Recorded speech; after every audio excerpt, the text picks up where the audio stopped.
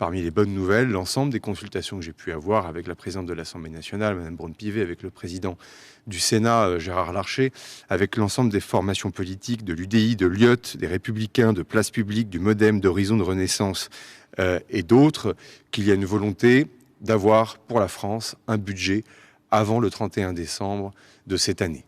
Et cette volonté crée un mouvement et une convergence, évidemment, qui éloigne les perspectives de dissolution. Ça veut donc dire aussi que cette volonté d'avoir un budget avant le 31 décembre de cette année oblige chacun à avoir capacité à avancer sur cette base. Je recevrai l'ensemble des forces de la gauche républicaine ce matin et ce midi pour voir quelles sont les concessions qu'elles demandent aux autres formations politiques pour garantir cette stabilité, quelles sont les concessions qu'elles sont prêtes à faire aussi, le cas échéant, pour le permettre, pour les présenter ce soir au chef de l'État. Qu'il me soit permis de terminer par un point qui n'est pas que technique, puisque j'ai pu voir qu'un certain nombre de Françaises et de Français se sont émus.